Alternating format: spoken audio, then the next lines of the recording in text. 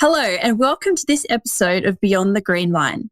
Today is all about the touchy subjects of consulting communities and engaging with stakeholders when the big developments and projects come to town, or the farm as the case may be.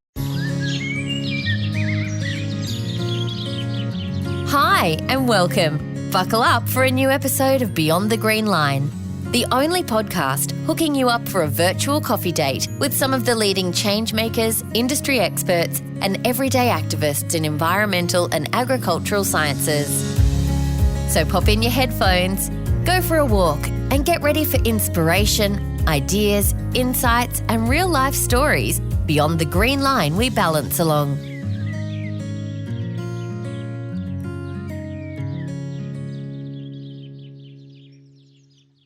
My guest today is Warwick Giblin, a veteran in the environmental management space and one of my long-term mentors who I value greatly.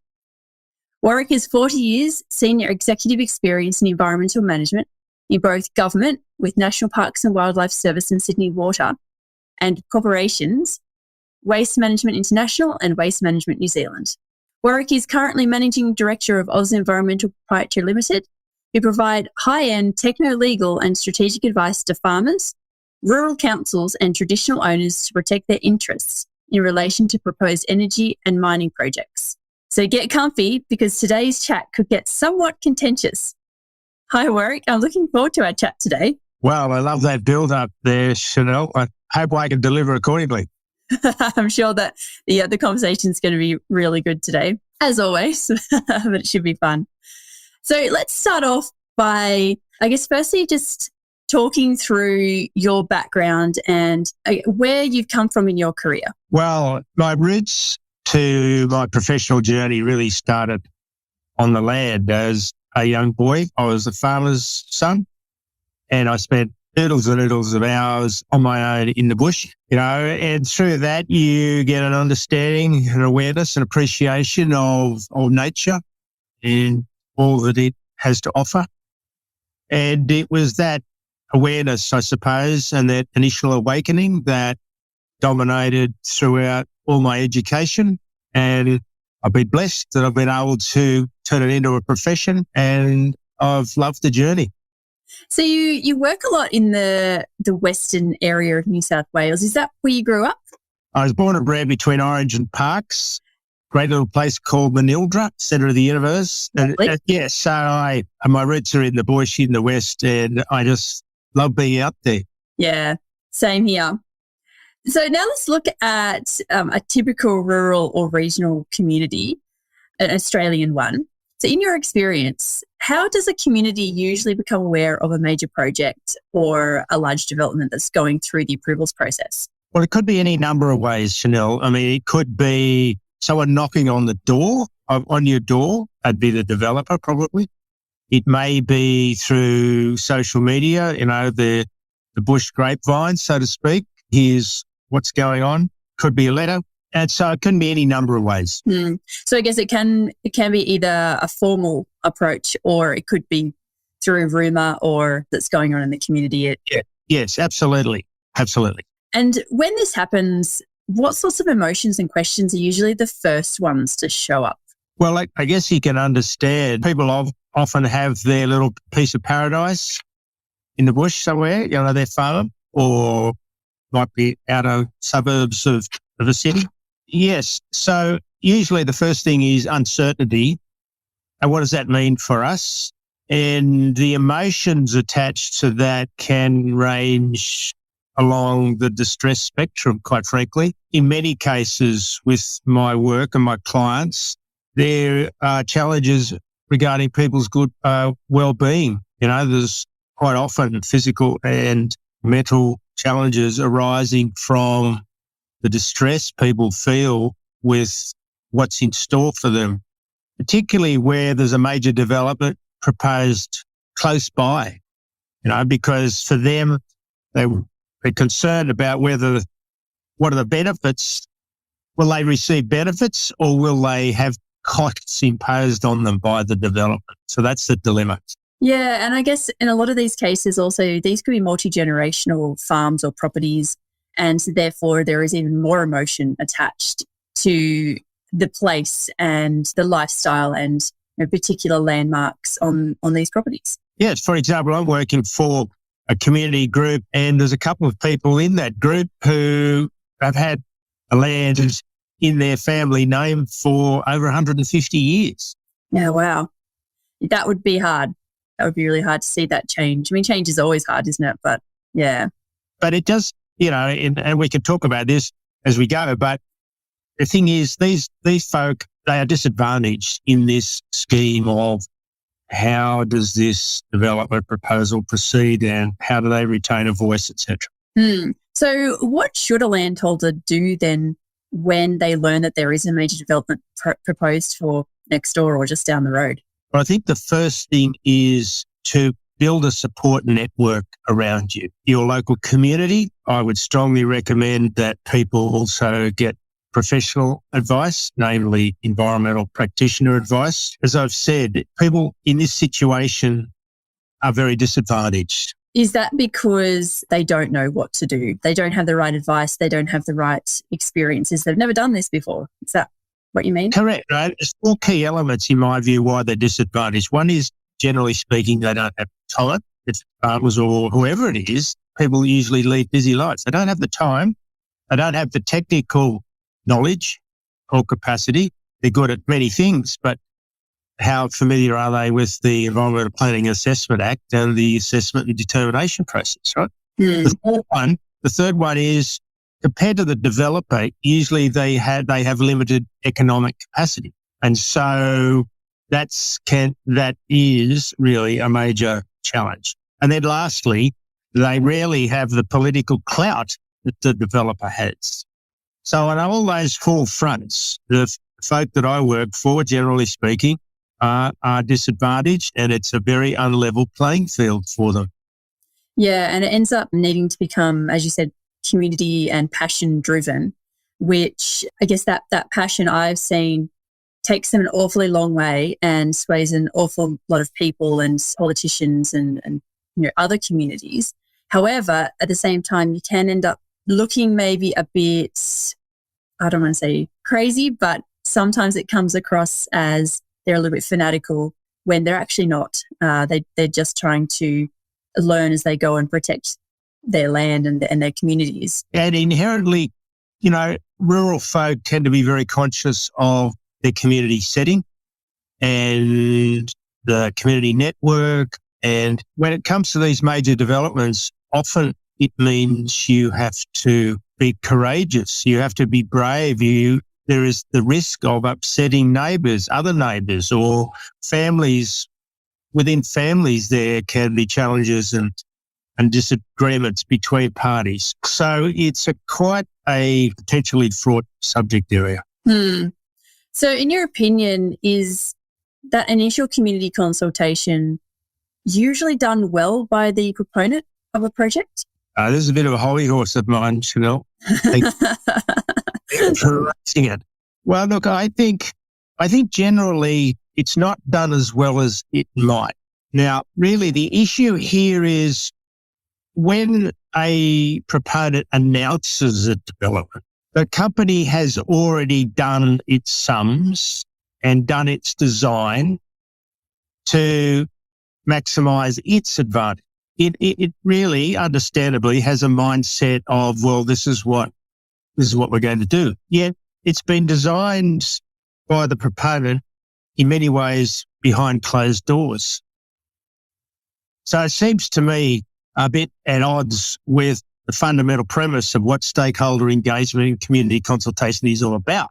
To then sort of retrofit that task down the track somewhat, some months down the track when the community is getting very concerned, but generally the proponent will have done what's called, it'll announce project, then it will defend the project. And that's the complete opposite to what you want in terms of effective, respectful stakeholder engagement.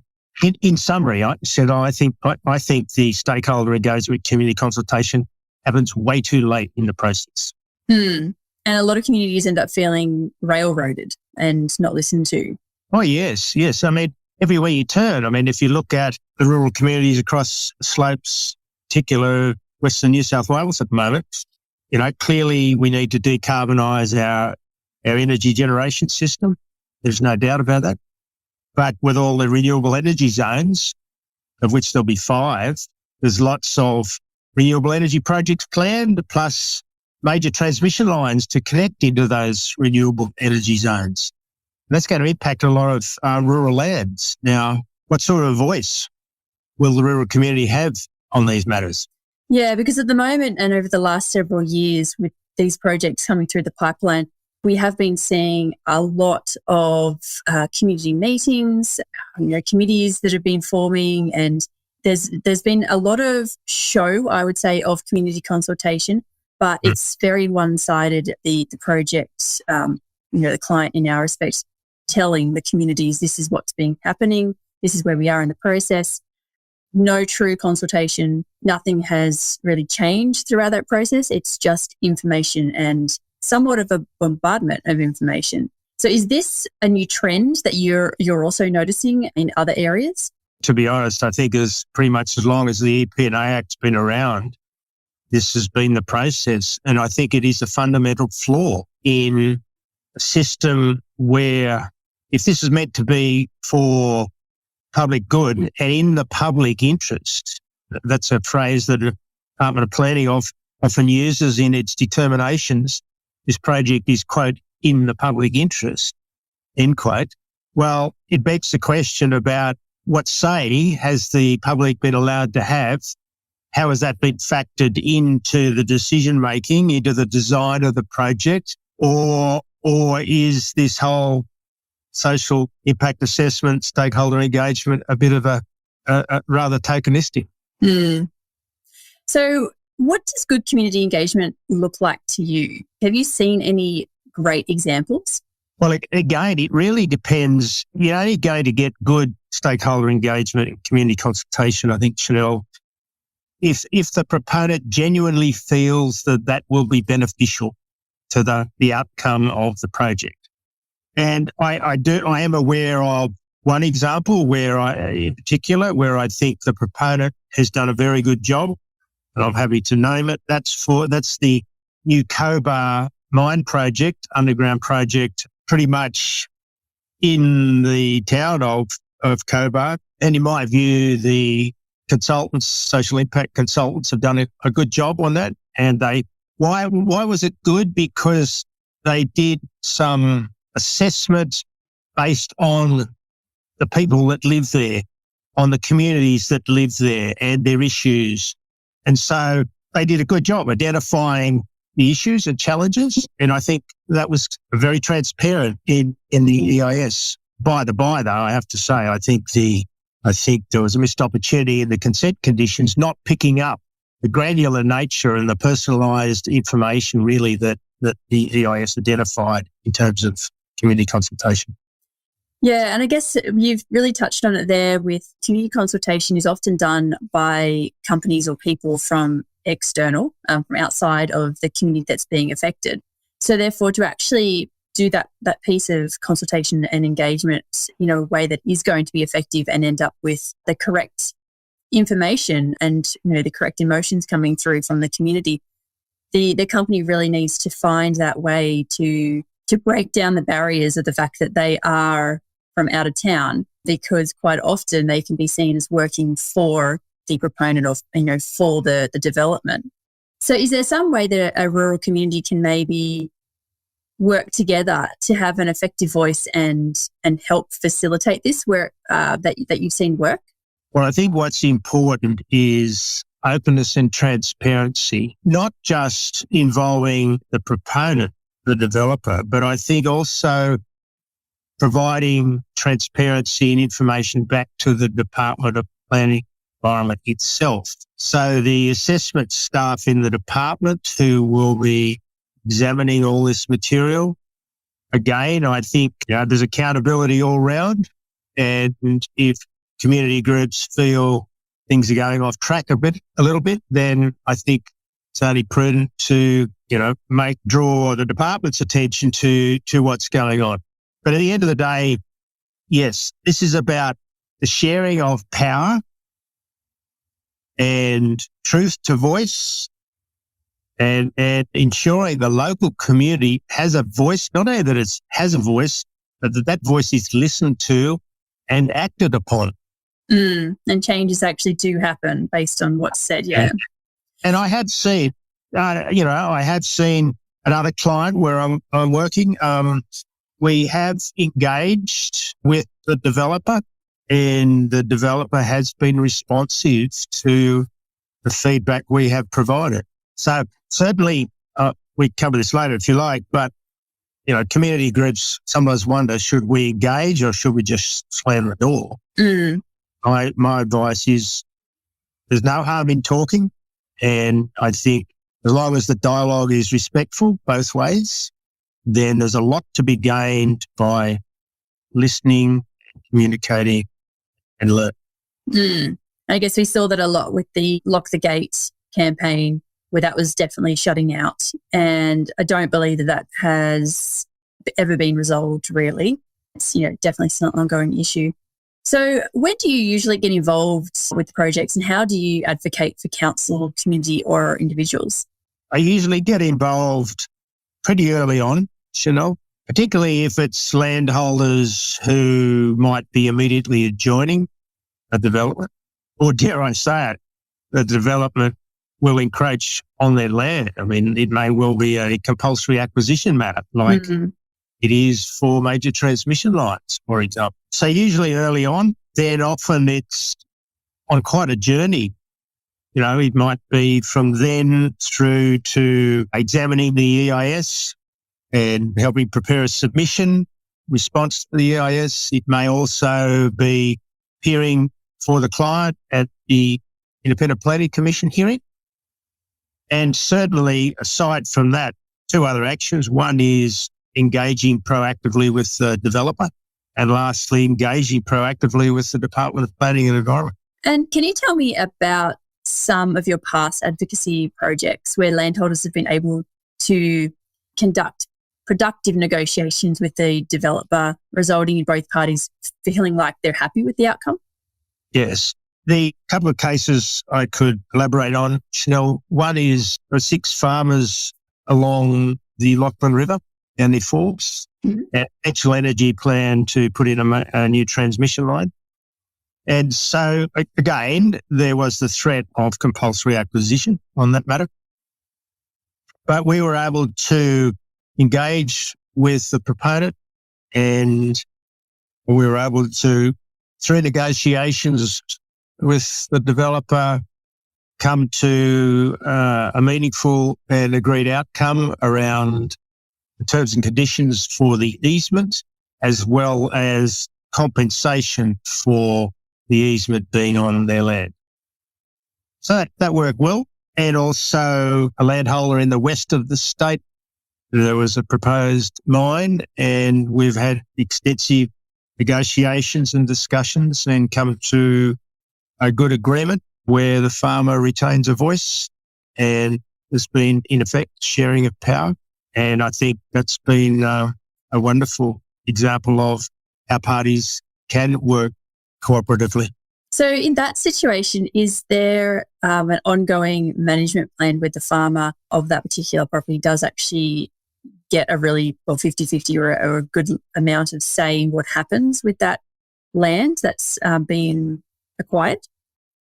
Yeah, so there's confidentiality provisions, as you might imagine, on this, but it's there's sufficient checks and balances in the agreement whereby the landholder will continue to have a voice to government authorities as and where required.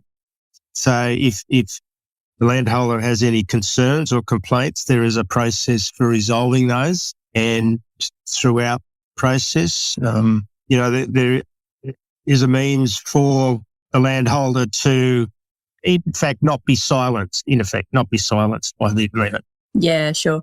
So I guess the key takeaways for productive negotiations on both sides, both parties, we can say some of them are probably not particularly useful to just shut down any conversation and stop having those negotiations. What other sorts of key takeaways do you think there are? Well, I think as difficult as it may be for that communication to be effective, people need to be respectful and keep their emotions under control, which can be very difficult sometimes. If you're a landholder and you think you're going to have costs outsourced onto you, that is very challenging. And that's why community support is vital.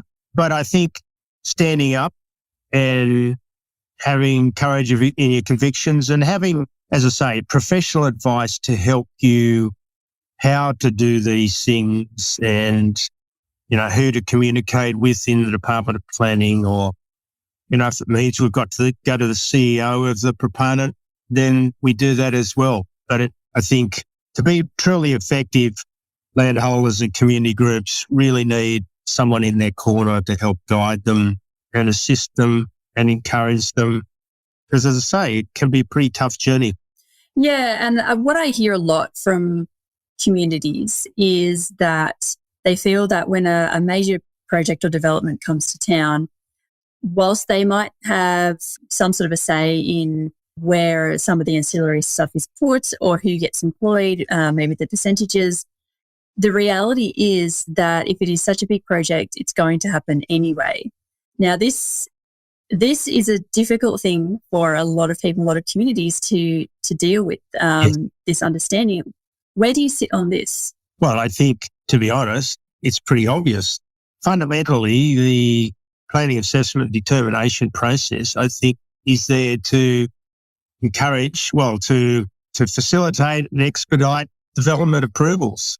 I don't think there's any two ways about it. And I do think with the rapid assessment framework, why is the focus on rapid assessment? Why can't we have more transparent, robust assessment, or assessment that identifies and quantifies all the costs and benefits, particularly the costs, that environmental, social, and economic costs, to get outsourced to landholders? Mm. I do think it is a fact. Generally speaking, most of these projects get up and get approved with minimal changes. Yeah. Therefore, I think people are quite entitled to be somewhat sceptical of the capacity in the system for landholders and others who are disadvantaged to have a fair voice. Yeah, and I think it's a very fair comment, that there's not very many projects that get knocked back or drastically changed.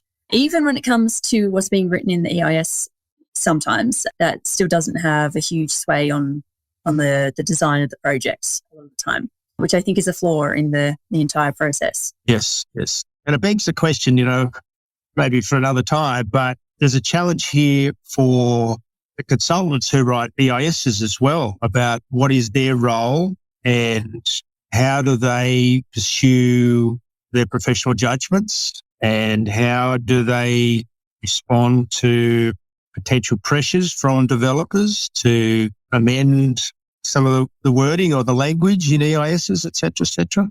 Mm. Yeah, I mean, I just think we need, never mind a more focused rapid assessment. I just think we need a more open, transparent, robust assessment system that gives heed to the disadvantaged. Mm. So recently, the Sydney Morning Herald published an article spruiking the New South Wales state government's planned $1.2 billion spend to fast-track transmissions projects for renewables in the regions. Now, this is including my home region of the New England. Whilst you and I, as you said before, do both agree that rapid decarbonisation of our energy system is imperative, you have a pretty strong opinion about how big projects have been treating landholders and rural communities since the Department of Planning and Environment brought in the rapid assessment framework, as we've discussed. So let's talk about what's about to happen in the future and what has already started happening in your experience around this. Well, we now have 5 identified renewable energy zones in the state, and the first 2 cabs off the rank essentially are the New England region, your region, Yep. and the Central West Orana region, and Dubbo and Coonabarabran and the like. This is huge potential changes to not only the land use, with wind and solar farms. Like in the Central West Arana, there's 20 projects already. I'm hearing that capacity in that res may well be doubled. Plus you're going to have, major interconnected transmission lines. So for rural communities, there's going to be the potential of some substantial change and disruption, and how folk will respond to this, I guess, remains to be seen. Yeah, and all of this, assumingly, they will go through the rapid assessment framework, or the majority of these projects. So why was the framework actually brought in? And we've already discussed the fact that you think it's a bad thing from, I guess, both a quality and environmental and community point of view. So why? Why do we have it? Do you know? I can make a fair guess at it, Shonelle. Many of the developers were concerned at what they saw as delays in the system, and that led to great uncertainty and the loss of economic development in the state. And, there was pressure exerted by the development industry, including the New South Wales Minerals Council, I might say, to see the process expedited or fast-tracked, and there was a commitment made by the government to essentially do that. I guess it's all wrapped up into economic recovery from things like COVID as well, as to why the government feels like this is a need for the state. I mean, I think also we need to scrutinise the validity of the arguments about how all this extra development is good for the state. We need to be careful here about whether it's good for the developer or whether it's actually good for the state. A lot of these major developments, they talk about all these jobs, construction jobs, wind farm, big wind farm might be 400 construction jobs for 2 years. Well, begs the question, how many of those jobs will go to locals? And just to say, there won't be too many, because the developer will bring in their own contractor who provides, most of the workers, almost all the workers, to do the job. So I think that is one somewhat of a myth about that we give jobs to locals. Yeah, there's quotas around the percentage or number of jobs that are supposed to go to locals. But what I've seen and what I'm hearing from a lot of regional communities, what's happened in the past, is that the quotas might seem like they're quite robust and a good amount of the construction workforce, but in reality, they're all filled up. The entire quota is taken up at the very, very beginning of the project, and then by the time that you're getting into the main bulk of the project or finishing stages, there's not so many people being employed from the local community, because that was all done in the early works packages, for example. Yes. So I think it sounds like it's a good idea, and it's but in reality, there's so many challenges with actually doing that with local communities, because the contractors who come in, they're big companies, international companies a lot of the time, and they, I believe, don't actually want to upskill the local workforce. That capacity building piece is just not in their vocabulary at the moment. Adds more cost it does. It adds more cost, it adds more time, and it adds potentially more problems with quality and rework that go into this with untrained or inexperienced workers. Yeah. So there's that issue. And then another issue that I've been hearing from the Narrabri local community in particular is around the fact that it's fantastic if all of these young kids do get trained up in construction jobs. But then what are they going to do once the project's finished? Do you think they're going to stick around in Narrabri when they won't be able to get any work at their skill level? The council can only take on so many for doing construction works in the local shire. So are we then going to see a fairly large exit of all of these skilled people from the region anyway? Yes, absolutely. All those comments are very valid. So getting back to transmissions projects and renewables. Yes. Should maybe we be focusing more on community or locally based RE generation and use, therefore avoiding some of the need for the building of new interconnectors? Well, thank you for that question. I mean, I'm pretty excited by that question, really, because I think there's enormous opportunity in this day and age, particularly with battery storage and the like, to not only generate locally, but to use it locally. I see that we're likely to have more and more community-based electricity generation and use over time. And I do wonder whether we are simply repeating a previous period of economic development in terms of our electricity generation and distribution, whether we're simply duplicating that without thinking outside the square, so to speak, about how perhaps we could do it more efficiently and more effectively. I think it won't be long before roof tiles have embedded, solar panels in them, so the residential sector can pretty much look after itself in terms of generating electricity, and we'll all have batteries, so to speak. I think over time we may well question the huge amount of dollars that we're throwing into duplicating the major interconnectors, and also, spare a thought for the changing to the rural landscape where you're going to have ever more transmission lines and the like. I think this is a missed opportunity in many ways. Yeah. And I think there's, maybe some issues that we're going to be seeing in another 15, 20, 25 years that we'll see as mistakes when they come around. And that is things like wind farms and the amount of embodied energy that's gone into actually building the turbines and not only the waste streams that come from these things once they're decommissioned, but have they actually generated enough energy to even cover what was put into making them? Yes. This is a huge issue that I can see. Are we just digging ourselves another hole? Yes.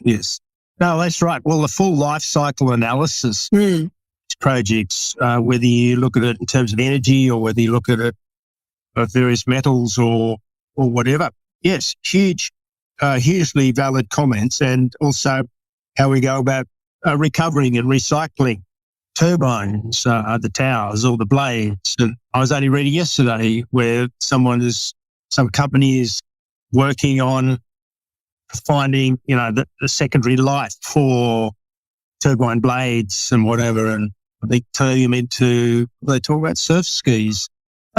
Surf skis. There you go. Interesting, yeah. Yeah, I guess I find it strange, though, that we still haven't learned. So with the ISC, or Infrastructure Sustainability Council of Australia, one of the things that they really push for with their accreditations is a decommissioning plan be in place at construction, or even before construction, so that we do have that full life cycle analysis and we do know what we're doing at the end. But it seems like we still haven't actually implemented these across the majority of projects, and we're running towards the end of the life cycles, or we will be running towards the end of the project life cycles, and still don't know what to do with them, and we'll be turning the mid-2000s and tens of thousands of surf skis. What was we have smarter? Very true. But yes, and again, this is in terms of the determination of projects, the consent conditions. What does the consent conditions currently say in there for, the decommissioning phase of projects? In essence, it's all put off into the never never. It's all put off future. And, it's a too hard basket. Yeah. One of the big issues for councils on major renewable energy projects is what waste streams are going to be generated even in the near term, and what implication does that have for the life of council-run waste facilities? And who's going to pay for the extension or expansion or duplication of that waste facility? Who pays? Is the proponent going to pay, or ratepayers going to have to pay? Yeah. And I guess history tells us as ratepayers. Yes, there you go. Well, thank you so much for your time today, Warwick. That wraps up this episode of Beyond the Green Line. Thank you so much for listening. I'm Shonelle Gleeson-Willey, and I've been your host today. Thank you so much, Shonelle. If you're interested to continue with this conversation, look out for our conversation series, Do You Hear What I Hear? Engaging Communities, and conversation series, Australia's transition to a renewable energy future. Are we achieving a just transition? And community experiences along the way. You can also check out the excellent podcast series, Communities of the Frontline, by the Sydney Environment Institute, or the recently released report, Renewables and Rural Australia, Community Experiences in New South Wales, by the Australia Institute and Sydney Environment Institute. Thanks for listening to this episode of Beyond the Green Line, brought to you by Oz Environmental. Subscribe to our podcast for your weekly invitation to join the conversation. Until next time, keep thinking green.